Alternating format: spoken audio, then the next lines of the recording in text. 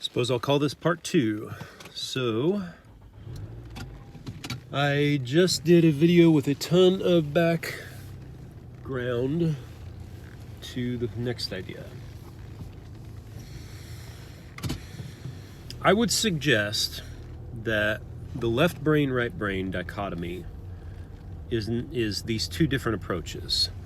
The looking for the singular patterns, nails, what do fingernails do, what are they like, what is amoebas like, what are bicycles like, how do we make bicycles? Well, how do we make them? That begins to integrate the holistic patterning. So maybe that's a good example.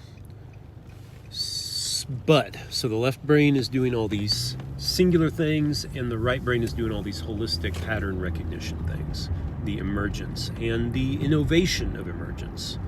I'm not sure the left brain is good at all with innovation. I think it is good with grasping. And this is one of the reasons we need to properly integrate both hemispheres.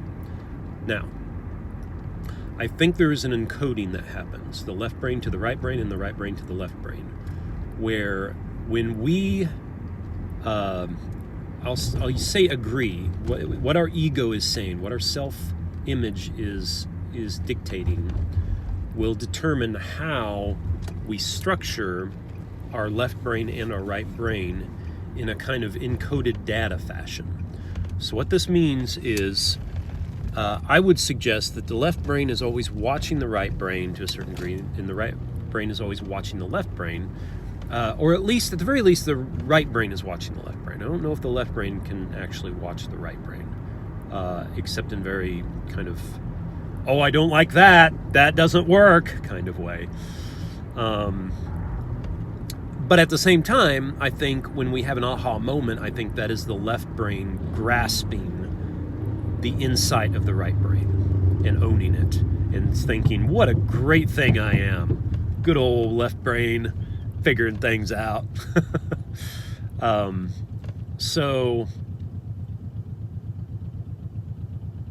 encoding. What encoding looks like is if me, the ego, is saying, I will be analytical, I will be logical, I will not bow down to this fuzzy thinking of the right brain. I will not let dreams and imaginations and playfulness and all this mess that is the right brain interfere with who I am. This is the ego speaking. If you do that, the right brain sees that and encodes for that, so that you get much, even though the right brain is still doing all the work it's supposed to do, it is encoding a kind of repression of itself within the data, so that it's all kind of, it's still doing its job, but it's not, it's doing it in a way that is, if you will, castrated, without power, without libido. There's no force to it.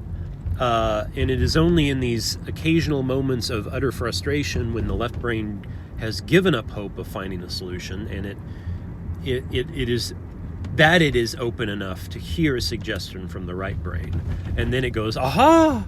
But it doesn't attribute that to the right brain. It doesn't change its mind about what the right brain does. It still has all this skepticism about what the right brain is. So the left brain is capable of shutting down the right brain, I would suggest, by this encoding process. There is a way in which the right brain can do do that same thing. Encode.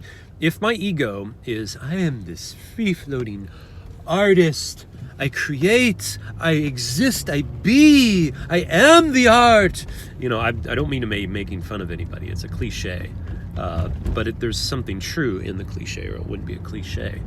There is something there where what we do when we are that kind of, when we identify that, is we have very little trust for the left brain, for solidity, for foundations, for limits.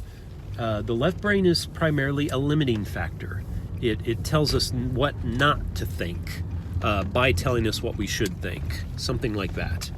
The certainty mechanism of the left brain blocks out things that we are uncertain of or cannot be certain of.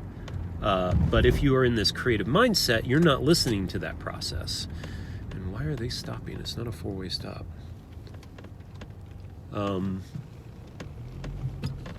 Okay, that threw me off. I can't think. So the right brain can dominate the left brain in that situation. I'm not saying it very well. I apologize. There are more specific examples I could give, but maybe you can piece together something from that. So this was much shorter than the last one. I don't know if I'll take the time to patch them together or not. Probably not. So I hope this helps. I hope this gives some insight as to why one ought to go through the process of beginning to trust the right brain and learning how we do that. I think the humility principle is part of that because it allows us to have our laws and our absolutes, if you will, but to have them with reservations. So it's not a true absolute, and it's not an absolute certainty. It is more like I'm certain of this, but I could be wrong, something like that. All right.